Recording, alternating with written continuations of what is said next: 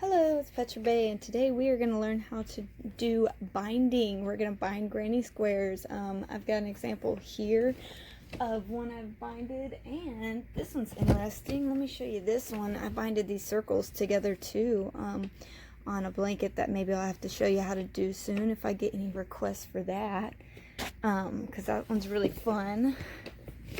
But this should teach you how to pretty much bind anything. What we're going to do first is I'm going to get my 4 squares. I usually do 4. If a pattern calls for a certain amount of cross and down, you might just use maybe 2 at a time. But this one I like doing 4 because I can kind of stack them as 4s and then add 4 more to this and this and this. It makes it easiest. So what I'm going to do is kind of get them, I'm going to kind of do like that. If you are experienced at all in crocheting, you probably know that there's a front side of crocheting and a back side. If you're a pretty beginner, you might not realize, but this looks like the front to me, and this looks like a back. Just kind of the way the stitch looks. If there's a better looking side, I would say you definitely want that to be the top of your blanket, and you want most of them to lay the right way together, and then the back be a total back. So I'm going to make sure first of all that you get all the front looking at you. All these are front ways, and I'm going to kind of do like a sandwich. I'm going to close these in, so the outside should be on the outside of these little sandwiches you just made. And I'm going to use this blue because it's pretty.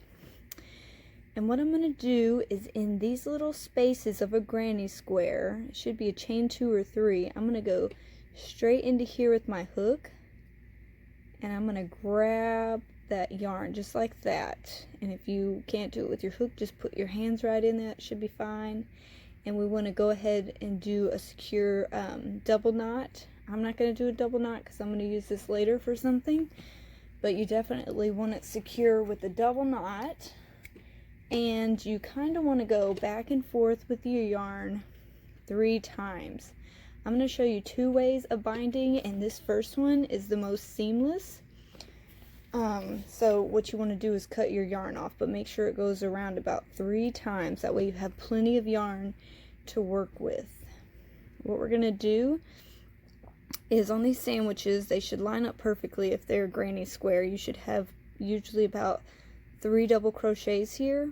You want to put your hook into the tops of the first double crochets next to these chains, and when you do that, we are just going to do a simple in and out, kind of weaving it in and out pattern. I'm going to grab this with my hook, and I'm going to go under that.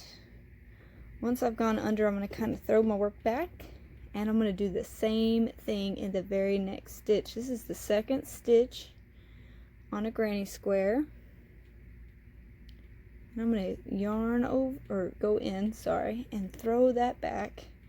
And I don't want to tighten this too tight, but I do want it pretty firm. I don't want to pull it to where it's tight and it's scrunching your work. You can see that the further along you get, if you start pulling it too tight, your work will start doing this, and the blanket won't look very nice. So then I'm going to go into this third one. It's the same thing. Alright, and then once you get about here, you get this space where you may have a chain 1. Sometimes you don't, sometimes you do. I sometimes like to go around and hoop it in, but if you want it totally seamless whenever you open it, well, I guess you could still see with the color, but sometimes if you're using the same color for the binding, you really don't want to see, I mean, if you're using a different color for the binding, you just want to see as less as possible. When you turn it this way, you can see a binding. I've done it on some blankets. But I'm just going to skip this big space, and I'm going to go into the first double crochet in the middle cluster, and the same thing on this side. You're going through the top of the first one, and you're just going to hoop that over and do the same thing.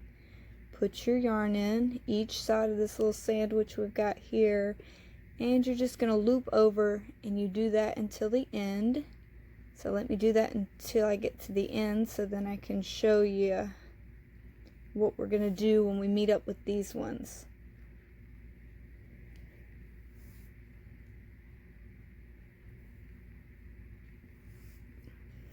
Alright, and at this point I will go through the middle because I want it super secure, and I want the middle, when you open it up, to look really good and really nice.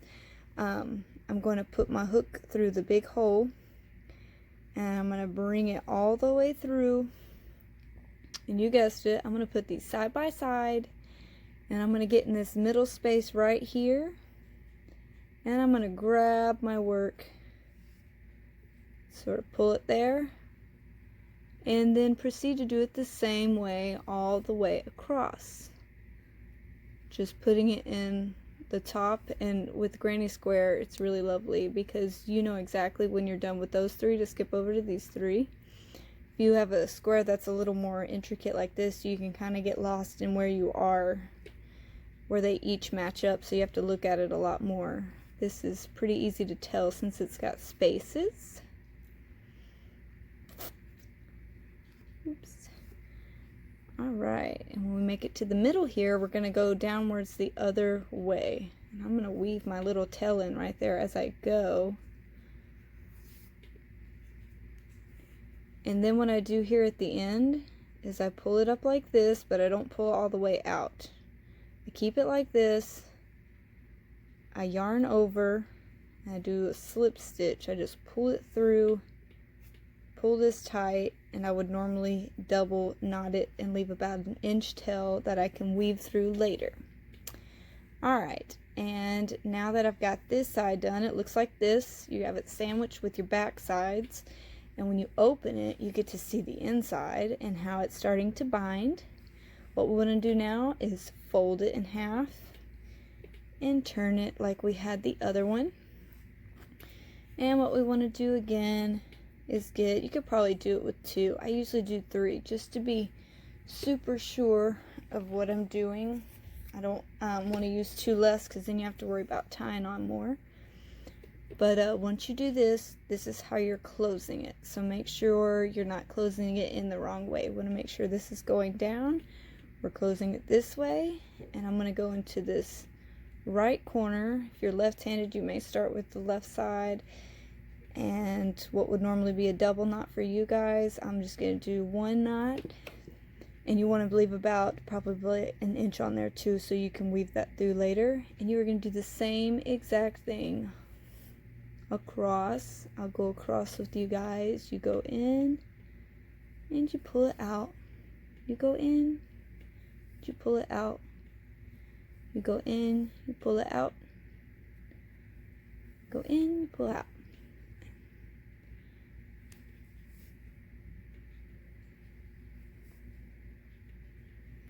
And then when you get to the middle, I'm going to go straight into the middle, pull this out, and you're just going to go across like you did before, and you're going to weave it just like this. And then once you get all the way across, you would do what I said before. You'd go into the middle here, you would pull yarn over and pull it through, pull it here and double knot. And I didn't go all the way across, as you can see, but I'm going to show you what it looks like opened. It looks like this. Pretty good. And if you ended up using the same color, like a gray on gray with all gray squares and a gray binding, you wouldn't be able to tell at all, and it lays really, really nice and flat. It's totally worth the time to use this one, and because you have to keep cutting, this could be the actual longer way of doing it, but for me, I think it looks the best and actually uses less yarn than the faster way. But the faster way is not nearly as it's just not as nice. It's not as nice, and you use more yarn, but it takes more time to do it this way. So now I'm going to show you how to bind it using I guess it would be the slip stitch method all the way across. And the way you do it across is how you would do it the other way. So for this part of the video, I am going to, sorry, I'm getting these out for you. For this part of the video, I'm going to leave my binding that I just did and then just add this. I mean, just go one across instead of going twice, because you should get the idea of what it looks like. And if you made it this far and you got the idea of this, the next one should be just as easy. So for this, we're actually doing a stitch, not just weaving. So we're going to get our yarn on our hook. And how we're going to do that is we're going to yarn over, pull it through just like this, and I'm going to actually chain one so I can kind of get my work ready. What I'm going to do next is go in through this these two spots to begin with. I'm going to go in, yarn over, or it'll kind of fall over. You want to grab this piece with your hook and pull it under those two. When you do that, you have two on your hook. When you yarn over, you want to get this one off your hook. So you're just going to do that. I'll show you that again if that was confusing. We're going to go in through these little sandwich spaces with your hook, yarn over, get that off your hook, and then we're going to go under this one. So we're just slip stitching over. We're going in the middles, grab this one, we're going to get it off of your spaces there, and we're going to put this one goes over this one.